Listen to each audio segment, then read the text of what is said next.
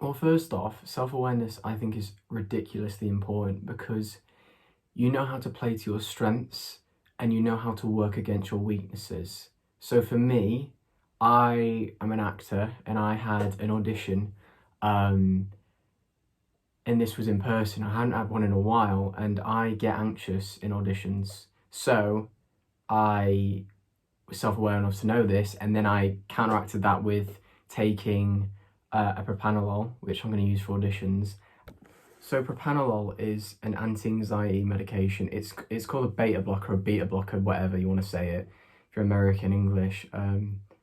And it is good at blocking stress and adrenaline and slowing the heart rate down. So it's good. Like musicians take it, performers, actors take it for certain situations, or you can also take it as a long-term thing where you take it every day. But personally, I've heard your body gets used to it and then you don't really get the effects of it. So I only really take it on like days where I know there's going to be higher levels of anxiety and I want to cope with it. And also, to help with confidence and not overthinking being in the room, I used an NLP. But if I wasn't self-aware in the first place, the outcome wouldn't have been as good for the audition. How I personally developed self-awareness was actually on accident, to be honest.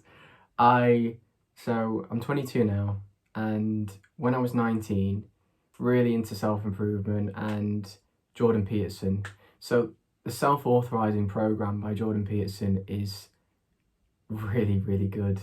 So basically how it works is you have the past, you write about your past, and it's sort of questions and going into detail about key stages of your life that have really affected you, and that helps with compassion and stuff. And this is something I'm going to go back to help with my self-compassion.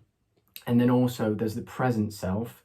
So you write your positives and your negatives and you go into detail, you ask all these questions, and it's like you just form this self-awareness about yourself, because it's almost like you're examining yourself. You're literally like examining yourself. You're figuring all these things out about yourself, who you are, onto paper, and you're like, oh, okay, this is who I am. Okay, so I'm really confident in this type of situation, but not so much this situation. And in this program, you'll speak about your positives and why it's a good thing, and it's sort of like you're patting yourself on the back and it helps with self-esteem. And then you'll speak about the negatives, which is stuff like you're not as good at, but how can we learn to improve on it? And then there's the future self, which is all about understanding where you want to go in life. So I'll put a link down to this, the Self-Authorizing program, because it helps so much. I personally recommend it so much. Also, something that helps with self-awareness is deep journaling, which is very similar, but it's you just ask questions. You get a piece of paper and you could ask, who am I?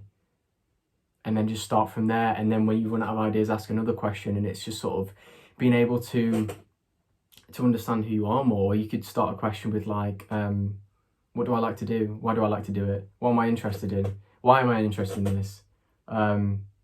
It's probing the brain. It's like you're on a date with yourself. You're trying to get to know yourself.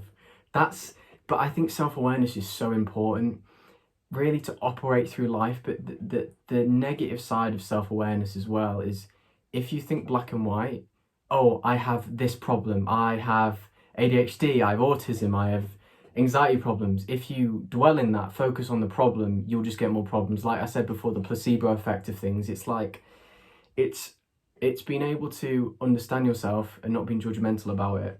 It's like if you know you have low testosterone, don't go, oh, I've got really low testosterone. It's like you're just going to make things worse. It's the ability to sort of like not be too judgmental about yourself and not dwell too much on labels and things, but it's to rise above that and play to your advantages. So work on your weaknesses. But this is just a short video, and soon enough I'm going to be upping the quality of these videos and sort of just being more focused. So yeah, that'll be exciting.